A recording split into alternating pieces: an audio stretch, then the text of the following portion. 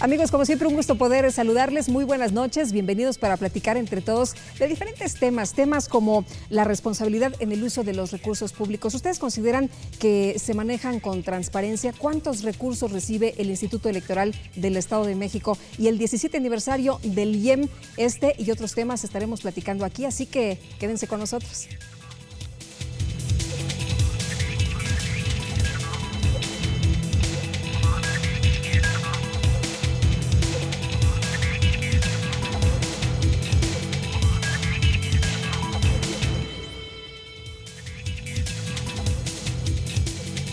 Bueno, y del manejo de los recursos públicos va a platicar con nosotros José Mondragón Pedrero, quien es director de Administración del Instituto Electoral del Estado de México, y a quien agradezco que nos acompañe esta noche. ¿Cómo estás, José? ¿Qué tal, bienvenido. Guadalupe? Buenas noches, a tus órdenes. Aquí Muchísimas estamos gracias. Para comentar los asuntos del devenir institucional. Muy bien, y antes de entrar en materia, si te parece bien, vamos a conocer las actividades más importantes de la semana.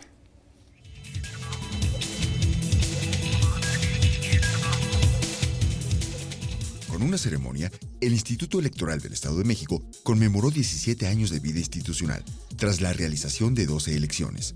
Ante ello, el consejero presidente del IEM, Jesús Castillo Sandoval, afirmó que el instituto se ha posicionado como un órgano electoral de vanguardia en el país, entregando resultados apegados a la legislación electoral.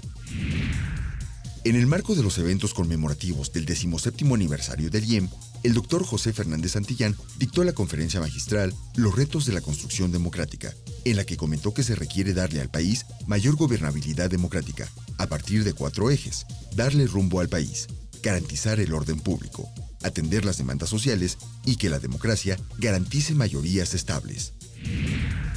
Como parte de las actividades del 17 aniversario del Instituto Electoral del Estado de México, se efectuó la ceremonia de entrega de reconocimientos a 8 servidores públicos electorales del IEM, que cumplieron 10 años de servicio ininterrumpido, quienes se han distinguido por su profesionalismo y el alto grado de responsabilidad que han adquirido con la institución. El Instituto Electoral del Estado de México impulsa su programa de visitas guiadas como una de las estrategias implementadas para vincularse con los jóvenes de todas las regiones de la entidad, mediante las cuales se fomenta la práctica de valores democráticos y se dan a conocer las principales funciones del IEM.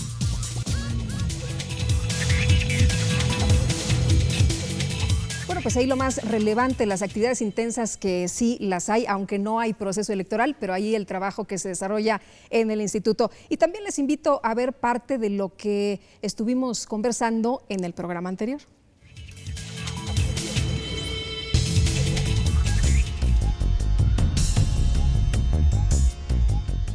Bueno, en nuestro programa anterior tuvimos la visita del doctor Juan Wolfgang Cruz Rivero, director del Departamento de Derecho y Relaciones Internacionales del TEC de Monterrey, Campus Estado de México, quien habló acerca de la política de los medios. Si nos ubicamos en la Edad Media, la principal proveedora de información es la institución iglesia, pero la modernidad echa abajo a esta institución y lo que ha hecho es, además de la iglesia, contar ahora con otras posibilidades de información.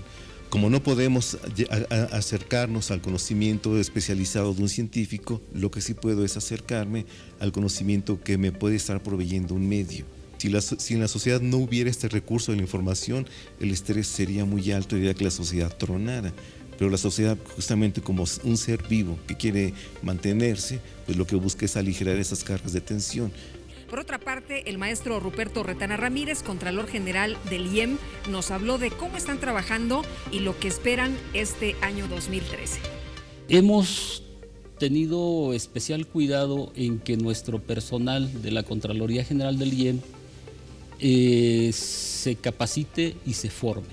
Aquí la justicia pues no tiene partidismos, no tiene amigos, no tiene preferencias. En el instituto participan los partidos políticos y pues la mayoría de ellos presionan cuando pues les conviene presionar. Claro. Y en ese caso el Contralor pues no puede estar sujeto a esas presiones. Claro.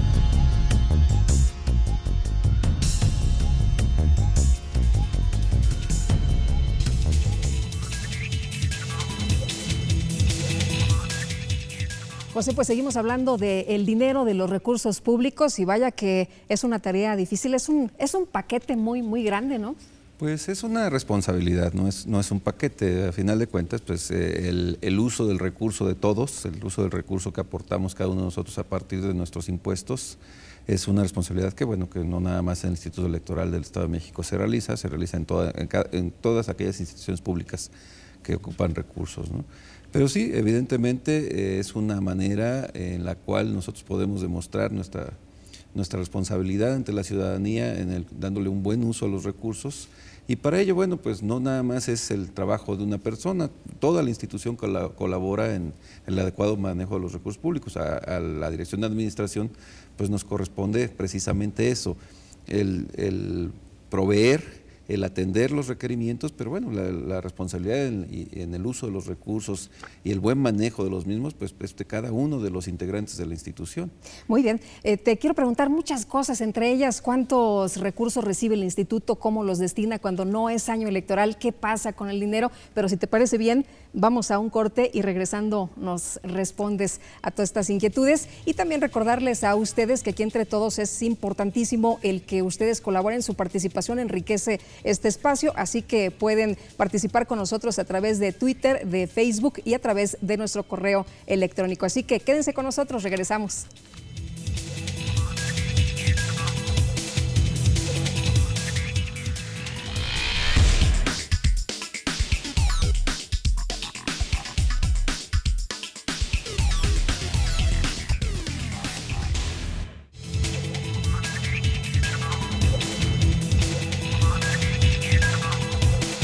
Más allá de las elecciones, en el Instituto Electoral del Estado de México seguimos trabajando para formar mejores ciudadanos, desarrollando actividades para promover y difundir la cultura política democrática y la educación cívica, a través de cursos, talleres, conferencias, consulta y publicación de libros, atención a partidos políticos, jornadas cívicas para la promoción de valores y derechos humanos, sesiones de Consejo General y de comisiones, impartición de las maestrías en Administración y Derecho Electoral, y ahora de la especialidad en Derecho Procesal Electoral. IEM, Instituto Electoral del Estado de México. Haz lo tuyo. Detrás de tu voto hay buenas noticias. Un programa del Instituto Electoral del Estado de México.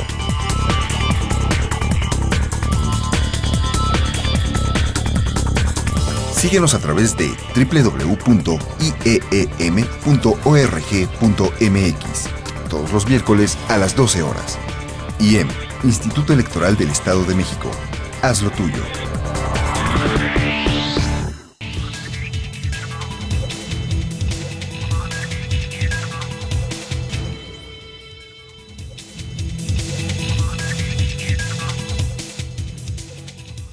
Estamos de regreso, qué bueno que sigue usted aquí con nosotros para platicar entre todos de este tema que ya le adelantábamos, el manejo responsable de los recursos públicos en el Instituto Electoral del Estado de México.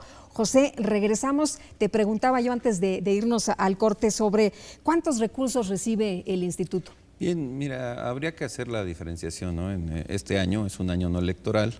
En este año el instituto tiene un presupuesto aprobado de 667 millones de pesos por la legislatura y adicionalmente con recursos ahorrados de ejercicios anteriores y con economías que hemos logrado, le adicionamos 99 millones de pesos más, con lo cual para este año el Instituto Electoral del Estado de México va a tener un presupuesto de 766 millones de pesos. Estos 766 millones de pesos, bueno, pues, uno podría decir, bueno, ¿y por qué tanto si no es año electoral? Pero bueno, yo primero quisiera dar el referente de cuánto tuvo de presupuesto el instituto en el año, para tener un comparativo, en el año 2012, ¿no? para que se vea la diferencia entre un año electoral y un año no electoral. El año pasado el instituto tuvo un presupuesto global de 1.998 millones de pesos, es decir, prácticamente casi 3 veces lo que se va a tener durante este año. Evidentemente, en este año, el mayor objetivo que se tiene en el manejo de los recursos, o la mayor fuente, o el destino más grande que se tiene en el manejo de los recursos, es el pago de el financiamiento a los partidos políticos, que es una obligación que se tiene por ley, por parte del Estado. Como tú sabes, en México, el financiamiento a los partidos políticos se hace con recursos públicos mayoritariamente, aun cuando ellos pueden allegarse de recursos privados, para lo cual está normado, está legalmente establecido cuántos son los límites por los cuales se pueden allegar de recursos privados. Por ley, desde los años 70, 80 se establecieron los criterios de financiamiento público para los partidos políticos y como una manera de garantizar la equidad en las contiendas electorales y que el Estado fuera, a través de los recursos que aportamos cada uno de nosotros, el que proveyera a los partidos políticos para que realizaran sus actividades ordinarias y también para que realizaran sus actividades relacionadas con la promoción del voto.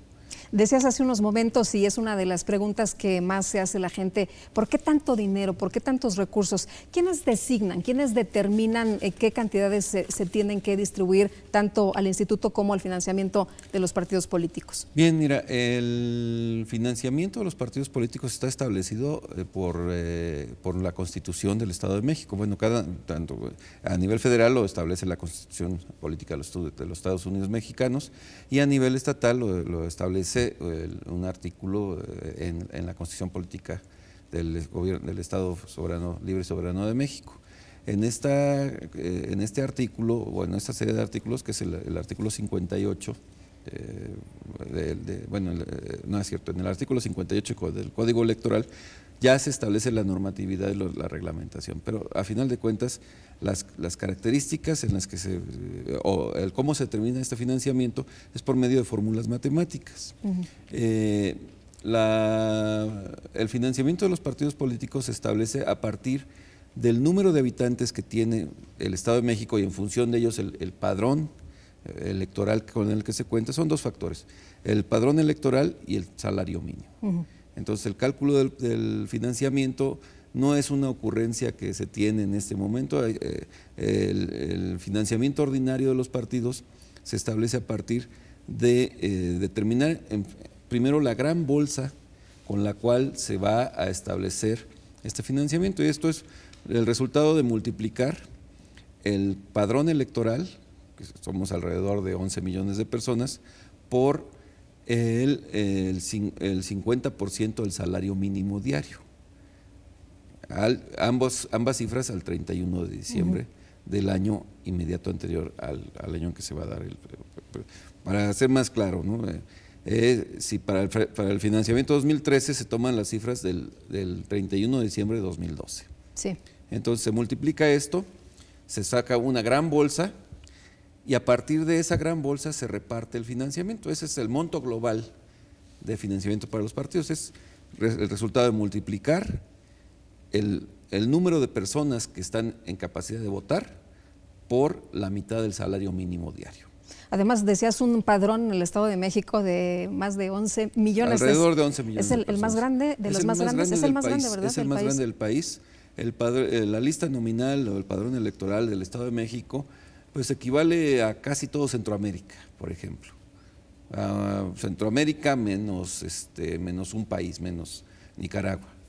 Que además se va haciendo un poco más grande. Estaba leyendo apenas ayer una nota que salía publicada en el sentido de que en los últimos 6 meses me parece que se agregaron 200,000 personas más al padrón electoral, es decir… Sí, es muy dinámico. Nosotros de 2011, que hubo proceso electoral, a 2012, el padrón electoral creció en alrededor de 600,000 personas. Esto es muy dinámico y evidentemente por eso es que el financiamiento a partidos políticos crece anualmente de una manera importante, porque pues también la importancia de nuestra entidad hace que vengan muchas personas a vivir en ella, a que inmigre mucha gente aquí al Estado, y pues evidentemente al inmigrar mucha gente pues también inmigran muchos votantes, ¿no? Dentro de ellos muchos son votantes y a final de cuentas el trabajo que nosotros tenemos es calcular a partir de ello la gran bolsa. Después esa gran bolsa se divide en dos partes. Una parte que es el 15%, que se divide, ese 15% vamos a tomar, por decir algo, estas no son cifras reales, pero si se dieran 100 millones de pesos a los partidos, 15 millones de esos 100 se dividen de manera igualitaria entre todas las fuerzas políticas que en ese momento existen. Si en este momento tenemos 7 partidos registrados en el Estado de México, les tocaría alrededor de 2 millones y fracción a cada uno de esos partidos. Y el otro 85% se divide en función del número de votos que hayan obtenido en el proceso electoral más reciente para diputados y alcaldes. Es decir, durante el año pasado tuvimos una elección precisamente para ayuntamientos y para diputados locales. A partir de las cifras de votación que obtuvo cada una de las fuerzas políticas es que se determina el porcentaje de financiamiento que se les va a dar, de tal manera que va a obtener mayor financiamiento aquel que obtuvo mayor cantidad de votos y va a obtener menor financiamiento aquel que tuvo una menor, lo favorecieron los votantes de menor manera. Oye, una de las cosas que también mucho se preocupa o que mucho se dialoga es el manejo de los recursos, que se haga de manera transparente. ¿Cómo se garantiza que esto efectivamente sea de esta forma? Bueno, la primera manera de garantizarlo es que todos los integrantes del instituto participen en la elaboración del presupuesto institucional. Esta es una práctica que se ha venido dando desde hace muchos años en el instituto. No es como en otros lugares en los que, bueno, el director de administración junto con el director general o el titular de la institución determina, bueno, esto es lo que le va a tocar a A, esto es lo que le va a tocar a B, esto es lo que le va a tocar a C. No, aquí partimos de abajo hacia arriba, y a la dirección de administración le corresponde integrar ese presupuesto. Cuando cada una de las personas que trabaja en la institución tiene la oportunidad de participar en la elaboración de su presupuesto, pues tiene una responsabilidad de vigilar que esos recursos se apliquen de manera adecuada. Esa es la primera manera. Esa es la parte desde el punto de vista organizacional. Otra parte es teniendo un equipo de trabajo en el área administrativa, un equipo capaz, que lo tengo, muy capaz, un equipo experimentado, que sepa cuáles son las líneas por las cuales trabajar, con las cuales trabajar, que hagan un uso eficiente de los recursos. Ese es desde el punto de vista interno. Y la otra es pues teniendo los mecanismos de aseguramiento, de transparencia y de rendición de cuentas adecuados para poder en un momento determinado decir, bueno, tengo controles, tengo elementos que me están diciendo, que me están verificando, que me están identificando los posibles errores en el control de recursos. Y dentro de esto, pues tenemos muchos en el Instituto Electoral del Estado de México. Tenemos, empezando por la Contraloría General, que veo que el Contralor estuvo la semana pasada aquí en el programa. Ellos son los que pues, nos acompañan todo el tiempo en la revisión del buen manejo de los recursos, en la atención y en el seguimiento preciso a los procedimientos que se tienen establecidos. Otro elemento precisamente es la existencia de procedimientos muy claros para cada uno de las formas que tenemos de ejercer los recursos. Y por otra parte, en las instancias fiscalizadoras, bueno, tenemos a la Contraloría General, tenemos a la Comisión de Vigilancia de las Actividades Administrativas del Consejo General, a la cual también le rendimos cuentas mensualmente sobre el avance en el uso de los recursos y sobre el avance en el manejo de las adquisiciones. Y pues, por si eso fuera poco, nosotros tenemos la costumbre de contratar un despacho externo de auditoría cada año para que nos revise una instancia totalmente ajena a la administración pública, lo vea con los ojos de un experto en manejo de los recursos y en manejo contable y financiero, para que vean si estamos cumpliendo con todo lo que podamos decir. Y todavía, aún por si fuera poco, en años que determina el Congreso, tenemos la auditoría y la vigilancia del órgano superior de fiscalización del Congreso del Estado. Entonces, bueno, tenemos al menos 3 instancias externas y una instancia interna, bueno, 2 instancias externas y 2 instancias internas, que son el Consejo General y la Contraloría General, para que nos normen y nos vigilen en el adecuado uso de los recursos. Porque además es un tema muy sensible, ¿no? Y ahorita que platicabas de esto, por ejemplo, en el asunto de las adquisiciones, ¿cómo se hace todo esto? Bueno, el asunto de las adquisiciones está también establecido por un órgano colegiado. Tenemos el Comité de Adquisiciones, Enajenaciones, Arrendamientos y Contrataciones de Servicios del Instituto Electoral del Estado de México. Este comité, del cual también, bueno, ahí tengo la responsabilidad de presidirlo. En él participa la Secretaría Ejecutiva General, que es, digamos, la instancia máxima administrativa dentro del instituto. Participa la Dirección Jurídico-Consultiva, la Contraloría General y el representante del área administrativa que está solicitando la compra o el servicio de este bien, de los bienes. Y nos norma una reglamentación muy específica y muy clara, en la cual, bueno, pues nos basamos en la Constitución Federal y en la Constitución local. Prácticamente el 80%, no, más del 90% de las adquisiciones que se realizan en el Instituto Electoral del Estado de México se realizan bajo 2 criterios que están establecidos en la Constitución: en sesión pública y con ofertas a sobre cerrado. Con eso garantizamos la libre competencia, la transparencia de los recursos, puesto que ninguno de los posibles proveedores o prestadores de servicios conoce cuál es la oferta de los otros, y tampoco quienes participamos desde el punto de vista dentro del Instituto Electoral del Estado de México conocemos cuáles son las condiciones en las cuales van a presentar la oferta. Con eso garantizamos una libre competencia, el que puedan allegarse una gran cantidad de proveedores y que no haya arreglos previos. Claro. Para la realización de las adquisiciones. ¿La gente puede estar tranquila del uso de los recursos públicos en el Instituto, José? Yo estoy muy tranquilo, entonces yo supongo que también la gente debe estar muy tranquila. Y bueno, te agradezco que hayas estado con nosotros. Mil gracias por habernos acompañado y por hablarnos de manera tan detallada qué es lo que se hace con los recursos, como tú decías, tuyo, mío y de todos los que nos están viendo esta noche. Muchas gracias. Muchas gracias a ti, Lupita. Hasta luego, muy buenas noches. Y vamos a una pausa, no se vaya, regresamos enseguida para hablar del aniversario número 17 del Instituto Electoral del Estado de México.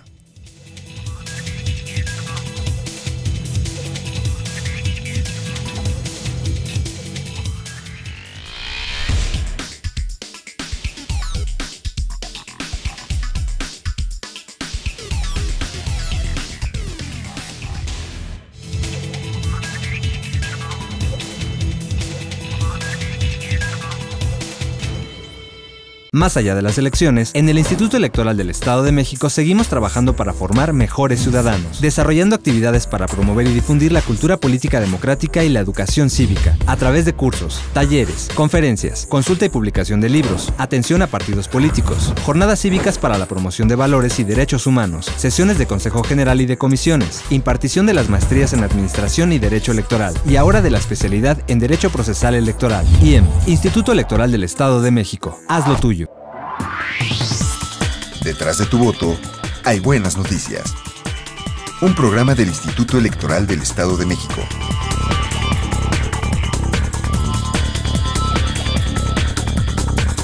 Síguenos a través de www.ieem.org.mx todos los miércoles a las 12 horas.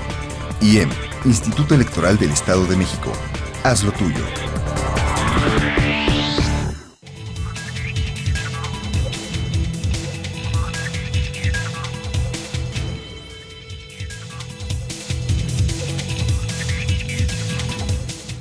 Seguimos conversando entre todos y ahora lo vamos a hacer con el ingeniero Pablo Carmona Villena. Él es jefe de la Unidad de Informática y Estadística del Instituto Electoral del Estado de México, que está de manteles largos, ¿verdad? Están ya de plácemes. Son 17 años de este instituto. Ingeniero, ¿cómo estás? Bienvenido, muy buenas noches. Buenas noches, Lupita. Sí, en efecto, estamos muy contentos. Estamos cumpliendo 17 años con la institución. Y bueno, en el marco de una serie de eventos que nos recuerdan a todos y que tratamos de hacerle llegar a la sociedad, pues que estamos en ese proceso de maduración.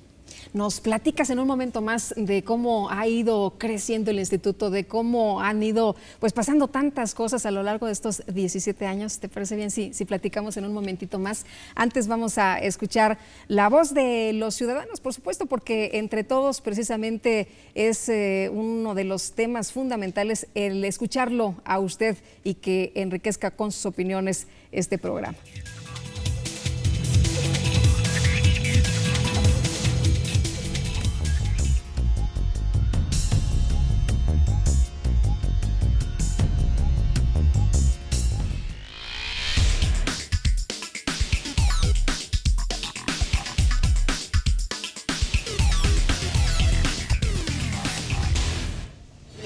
Que en estas elecciones como que no hubo mucha congruencia en sus resultados. No me pareció justo los resultados porque primero decían uno, luego decían otro.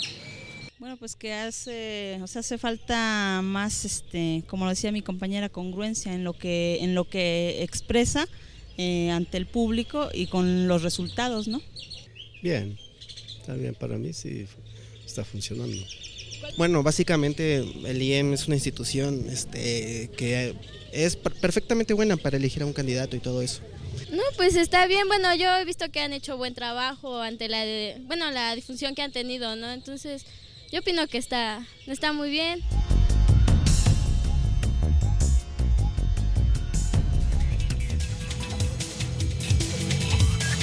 Pues Pablo, eres de los fundadores prácticamente del Instituto Electoral del Estado de México. Empezaste un mesecito después de que se conociera ya como Instituto Electoral, pero platícanos antes cómo estaba este instituto, qué es lo que se desarrollaba y cómo se desarrollaba en el instituto.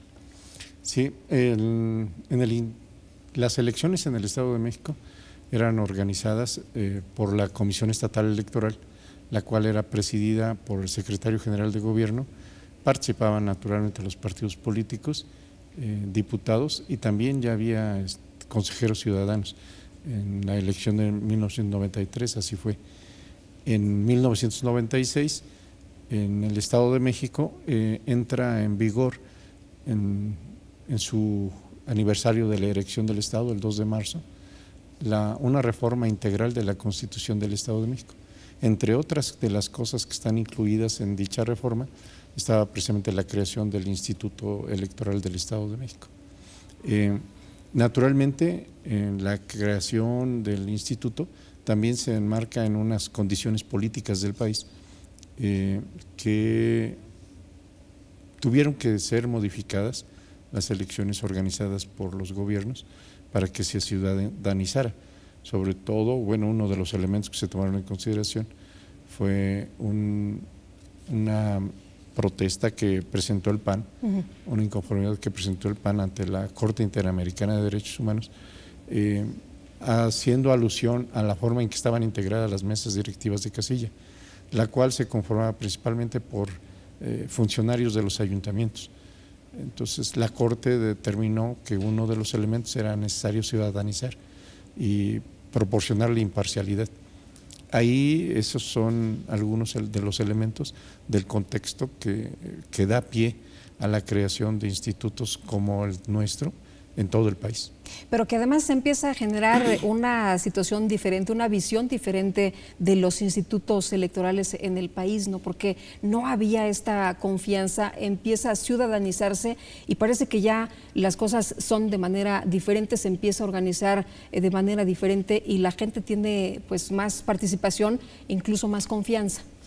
Así es, por ejemplo, una de las medidas muy atinadas, creo yo, de la forma en que se integran los consejos es de entrada al Consejo General, ¿no? O sea, los consejeros son seleccionados tratando de que sean personas de todas las diferentes regiones del Estado, de diferentes especialidades, no tan solo abogados, por ejemplo, debe de haber abogados porque uno de los principios de actuación es la legalidad y ellos son quienes mejor conocen ese principio, pero también existen de otras disciplinas, por ejemplo, los responsables de ciencias políticas, ha habido periodistas, ha habido exrectores, personalidades, ¿no? Ahora, después de ello, en el plano administrativo, en el plano operativo, pues se busca contratar personas que se vayan especializando en las cuestiones electorales. En este momento en la institución existen maestros, una gran cantidad de posgrados en el ámbito electoral, ¿no? Y eso pues da unas condiciones de profesionalización muy interesantes. Y bueno, además ha ido cambiando también, platicaba hace unos momentos del padrón electoral, que es impresionante el número de ciudadanos que están inscritos en el padrón y que pues sorprendentemente es un padrón dinámico y que hace apenas unos meses no tenía 200,000 ciudadanos. Ha ido evolucionando, cambia constantemente. ¿Tú cómo ves todo esto? Es una oportunidad.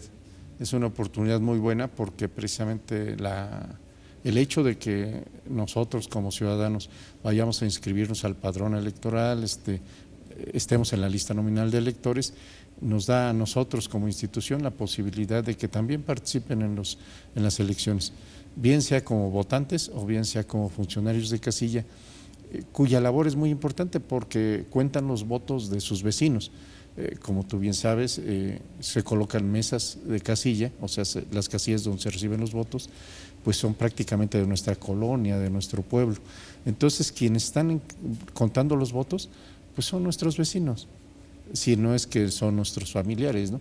El hecho de que se incorporen tantas gentes, pues también es una situación de renovación, es una situación, por lo tanto, lo juzgo yo, muy interesante. Ahora, en el caso de este dinamismo, ¿también es un reto para el Instituto Electoral tener o manejar un padrón, manejar unas elecciones para tantos millones de personas? Naturalmente, fíjate, un padrón electoral muy grande y con condiciones geográficas muy diversas, ¿no? Grandes aglomeraciones, y en otras regiones del estado pues no hay tales condiciones. Pero afortunadamente, a través del paso del tiempo, se han incorporado a trabajar a la institución personal que una y otra ocasión de los procesos electorales regresa y entonces ya se convierten en unos especialistas, por ejemplo, en los capacitadores, que son quienes como fuerza de la institución pasan a visitar todos los hogares y a notificarles a los ciudadanos que están invitados para ser funcionarios de casilla. Esto sí nos genera ciertas condiciones, yo no puedo decir contratiempos, ciertas condiciones en donde nosotros debemos ir en esfuerzo, comunicándonos más con la sociedad. Pero como bien lo dije hace rato, es una oportunidad magnífica porque a la institución ya la conocen muchos de los mexicanos. Oye, en el caso de estos 17 años, sí, muchas anécdotas, decíamos antes de entrar al aire, muchas vivencias, entre ellas, tú a lo mejor me podrás comentar algunas otras, pero entre ellas este tema del PREP, que tuvo por ahí problemas y después se termina en un PREP organizado por el instituto. Platícanos, por favor, ¿cómo surge? Sí, mira, en este sentido, debo decirte que, por ejemplo, en el instituto, la evolución de todo lo que ha hecho es también por el compromiso que adquieren sus integrantes. Muchos de los integrantes que están ahí o que estamos ahí, hay muchos jóvenes que incluso hicieron su servicio social ahí, hicieron sus prácticas profesionales y después encontraron un acomodo y entonces ahora ya son figuras importantes, ¿no? En la ocasión del año 2000, una empresa contratada para procesar los resultados que se darían a conocer la noche de la jornada electoral, los resultados preliminares, estaba recibiendo los datos. O sea, se estaban en todos los órganos desconcentrados, se recibían los paquetes electorales con sus resultados convenientemente. Se estuvieron transmitiendo y aquí había como un nudo. Recibían datos, pero estaban en problemas para presentarlos. Estuvieron en problemas para presentarlos. Eso generó durante 1 hora y media una situación de crisis muy fuerte. Los integrantes del Consejo General, tanto consejeros como representantes del partido, tomaron la decisión en una actuación, desde mi punto de vista, atendiendo sus responsabilidades, en una forma muy importante, tomaron la situación y decidieron rescindir contrato con la empresa y que a partir de ese momento la estructura de la institución presentara los resultados. ¿Cómo fue posible esto? Pues gracias al trabajo de los órganos desconcentrados, que como repito, ellos estaban recibiendo los datos, nos los transmitieron a nosotros, y en cosa de 2 horas después del momento de la rescisión pudimos colocar resultados en la página institucional en internet. Hacia las 6 de la mañana ya se tenía un avance de un 80%, que para la época era una circunstancia normal.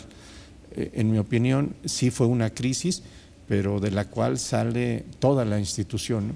Encabezados por el Consejo tomando decisiones como siempre, pero el trabajo operativo de la gente magnífico, ¿no?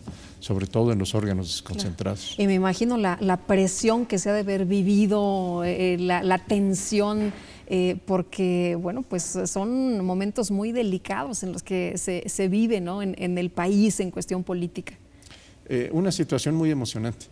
Realmente así es como yo catalogaría estos 17 años, como que son unos 17 años muy, muy emocionantes, ¿no? Con todo tipo de emociones. Claro. A veces quisiera uno llorar. Me imagino. Oye, en la unidad de informática y estadística, ¿ahí cómo ha sido la evolución? Hemos crecido a pasos agigantados en los últimos años en materia de estas herramientas, pero ¿cómo ha sido la evolución para el instituto? Me imagino que les ha servido muchísimo. Prácticamente, al igual que como tú lo comentas en el contexto de la evolución tecnológica, situaciones muy, pues al principio la cantidad de dispositivos, de computadoras era poca, pero es uno de los ámbitos en los cuales las autoridades han decidido invertir. Por ejemplo, lo que se comentaba con el director de administración. Hay ciertos ámbitos que la institución ha privilegiado. Por ejemplo, las cuestiones tecnológicas. Hemos pasado de utilizar aplicaciones informáticas hechas en otros lugares o por terceros, ya los desarrollamos nosotros, el PREP es uno de ellos, que a partir del año 2000 la decisión fue desarrollarlo por nosotros mismos. Hemos ido desarrollando en ese sentido y ahora pues estamos en la obligación de tener que pues acomodarnos a las circunstancias en las cuales están ahora, ¿no? Con, por ejemplo, las aplicaciones para los móviles, ¿no? Para los dispositivos móviles, naturalmente la difusión de actividades en la página web, etcétera, pero es un ámbito como tantos otros en donde el instituto ha decidido invertir en la formación de recursos humanos especializados. Por ejemplo, tenemos ya 2 maestrías y una especialidad en la cual el propio instituto es quien emite los reconocimientos académicos, ¿no? Previo tuvimos un tiempo en donde en convenios con la Universidad Autónoma del Estado de México se organizaban especialidades, se organizaban diplomados, etcétera, pero todo un afán de crecer, que los recursos humanos crezcan con la institución. Bueno, y también dentro del instituto ha ido evolucionando el material para que los amigos del auditorio, especialistas, gente interesada, conozca también de las ediciones que se hacen en el instituto, y a nosotros nos gusta mucho leer en este espacio, Pablo, y te invito a ver esta sección Contextos.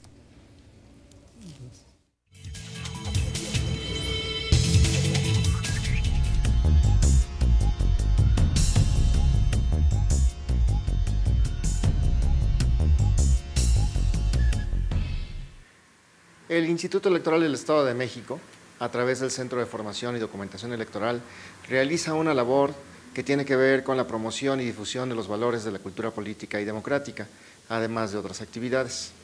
Este centro de formación tiene a su cargo también la edición de diversos materiales electorales que están dedicados a la ciudadanía y a los especialistas para que puedan dar seguimiento a lo que ocurre en los procesos electorales o a lo que ocurre en general en el espacio político electoral, tanto del Estado como a nivel nacional e incluso a nivel internacional. A través de nuestro programa editorial, en esta ocasión les quiero comentar sobre este libro, que se llama La representación parlamentaria, control político o alternativa programática. Este texto es de Aldo Muñoz Armenta y de Alejandra Vizcarra Ruiz. Los autores son profesores investigadores de la Universidad Autónoma del Estado de México, así como de la Universidad de Guadalajara. ambos son integrantes del Sistema Nacional de Investigadores.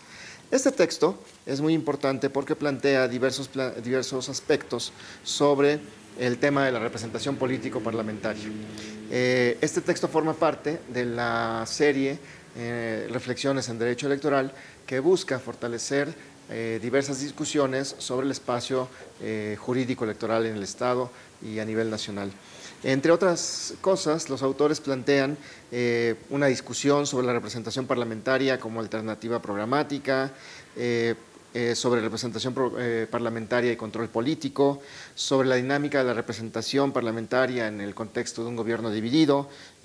Como ustedes recordarán, en México tenemos distintas experiencias de gobiernos divididos, donde, por ejemplo, el Ejecutivo es controlado por un partido y el Legislativo es controlado por otros partidos, o donde no hay una mayoría congresional, así como el tema de alternativa programática y control político en el Senado de la República, para referirse particularmente a la relación en el Congreso del Control Parlamentario en el contexto del Senado de la República. Este libro, como todos los que el Centro de Formación y Documentación Electoral edita, puede conseguirse de manera gratuita en la sede del Instituto Electoral del Estado de México, donde también pueden acudir a utilizar un conjunto de servicios que este centro y el instituto tienen para fortalecer los valores de la cultura política y democrática a lo largo del Estado.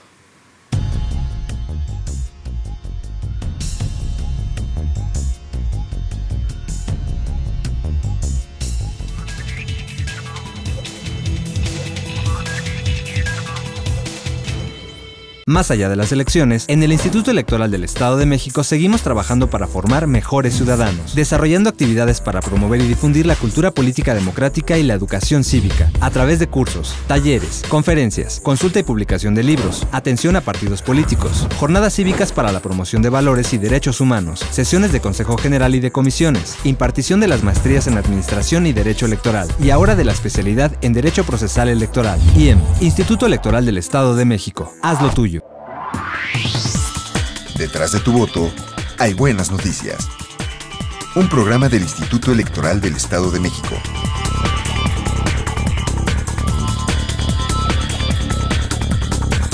Síguenos a través de www.ieem.org.mx todos los miércoles a las 12 horas. IEM, Instituto Electoral del Estado de México. Haz lo tuyo.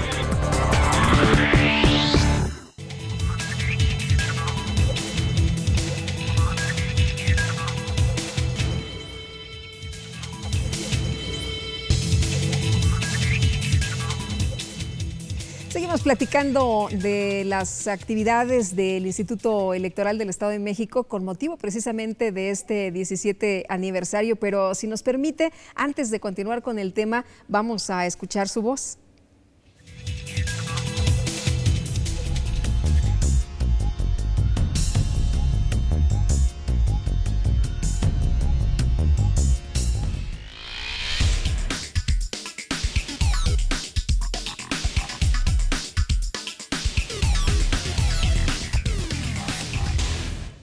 Más que nada eso, ¿no? Que a nosotros podamos escoger nuestra calidad de vida, lo que nosotros queramos, y que nos informe pues las opciones que podemos elegir. El que pueda pues su publicidad, ¿no? El que invite a la gente a votar, más que no hay esa participación, y pues invitarlos de otra manera a que participen. Bueno, pues desempeña un buen papel realmente, más que el IEM, lo demás lo aportamos los ciudadanos. Yo creo que más que nada la comunicación a los jóvenes para incitar al voto y que se queden sin que su voto quede sin elegir a ningún representante.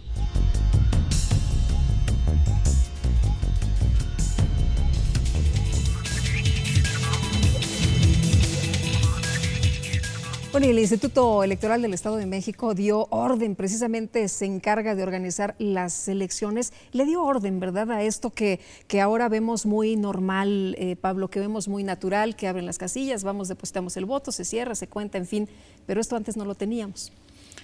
Eran unas condiciones un poco diferentes. Sobre todo yo creo que el contexto de los institutos electorales, particularmente el del Estado de México, es en donde están participando los partidos políticos. Ellos tienen un representante en el Consejo General, entonces ellos conocen y deben de acordar precisamente las condiciones de la competencia, el cómo va a estar organizado, el qué tipo de materiales electorales se van a utilizar, cuáles son las boletas, etcétera. Y los consejeros son quienes los acompañan precisamente para tomar acuerdos, tomar decisiones y que esos acuerdos se lleven a la práctica. Esta es una de las cuestiones, yo creo, más delicadas, pero que ha generado condiciones de gobernabilidad una vez que las elecciones ocurren. Los institutos políticos, los partidos saben que tienen la posibilidad de acudir a los tribunales en caso de que no estén de acuerdo con la forma en que se llevaron a cabo las cosas en alguna situación. El instituto, el tribunal lo estudia, lo analiza y toma una determinación. Pero ya son condiciones de lo que se denominaría como la normalidad democrática. Es decir, ya estamos en estándares y eso es una aportación fundamental del instituto aquí en el Estado de México. El instituto a lo largo de estos 17 años ha tenido una serie muy importante de elecciones. Platícanos por favor de esto.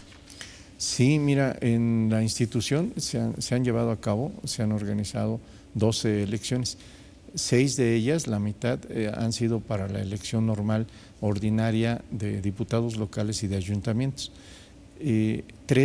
Otras 3 han sido para elegir gobernador y 3 más que han sido elecciones extraordinarias cuando hay que elegir algún ayuntamiento, pero por alguna circunstancia la elección se ha empatado o bien los tribunales han determinado que se anula la elección y que se tiene que organizar otra elección.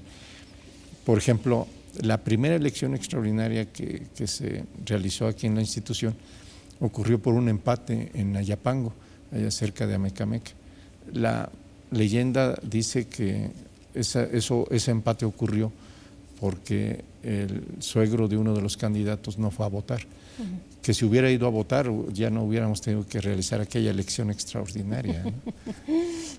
Pero esas son las elecciones que se han hecho y a través del tiempo hemos observado cómo las elecciones cada vez van siendo más competidas, mucho más.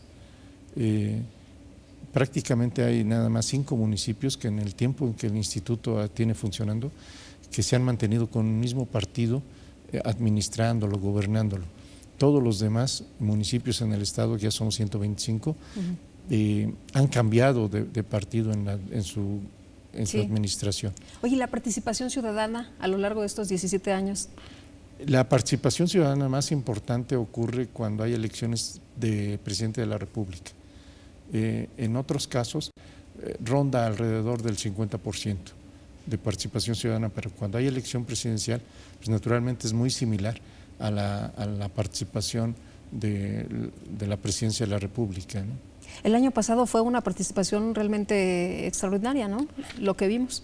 Así es, mira, regularmente en las elecciones presidenciales se están esperando que participen 2/3 partes de la lista nominal. Fue el caso, porque se estuvo como en un 64-65% de participación ciudadana. Esto por diferentes motivos, uno de ellos es la actualización de la lista nominal misma, ¿no? Bueno, y ahora también tenemos una herramienta adicional, la credencial para votar con fotografía, que se integra en estos últimos años y que no nada más nos sirve pues para ir a votar, nos sirve incluso hasta como identificación. Sí, es una de las condiciones precisamente que dio mucha certeza, que aportó mucha certeza desde prácticamente desde que apareció, ¿no? Naturalmente tú no te acordarás, bueno, quizá ninguno de los aquí presentes, pero antes de la credencial para votar con fotografía existió una credencial para votar, pero era una naranjada que no tenía fotografía y que, por ejemplo, las autoridades a nivel nacional hicieron una inversión muy fuerte para cambiarla por una con fotografía y dar mayor certeza a los procesos electorales.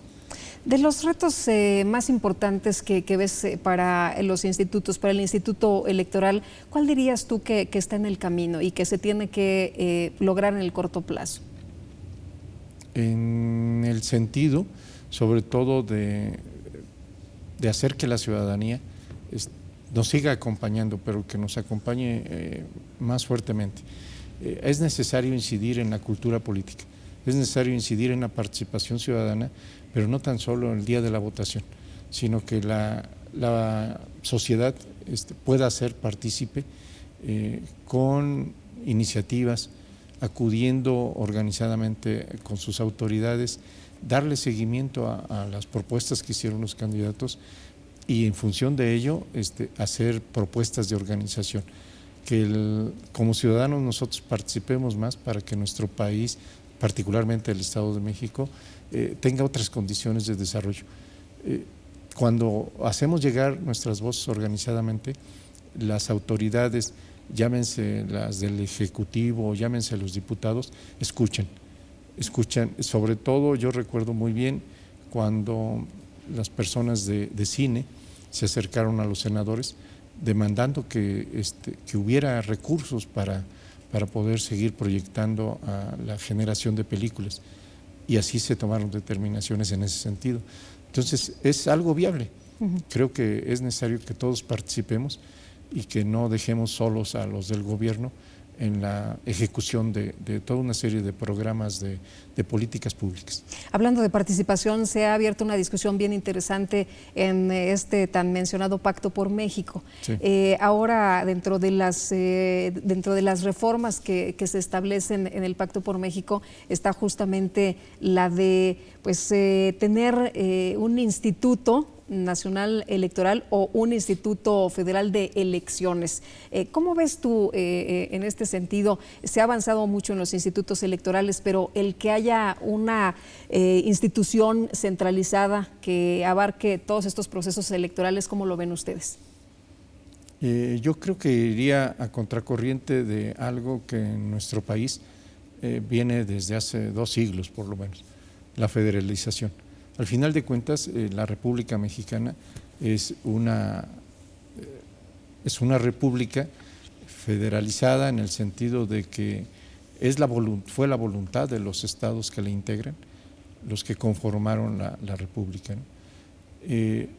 A nivel electoral, debo decirte que ha habido muchas reformas, muchas aportaciones tanto de los institutos electorales locales como de las legislaturas locales, para modificar todo un conjunto de reglas a este respecto.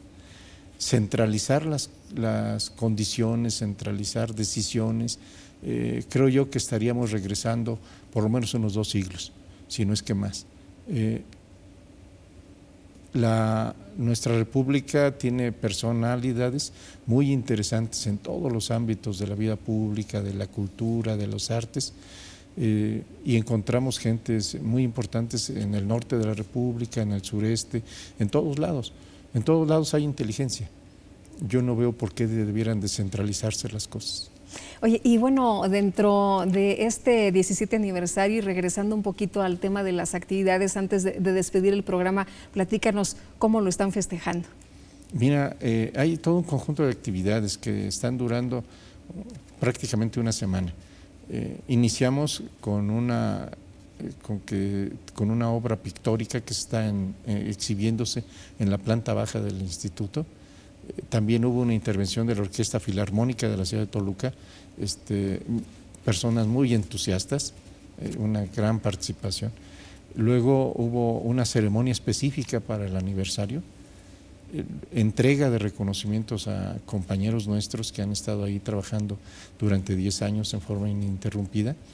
Y luego, en el marco de las actividades académicas, que nosotros tenemos mucha relevancia, hubo un coloquio sobre derecho electoral, y ahora mismo entre el día de hoy y mañana concluye un coloquio sobre administración electoral.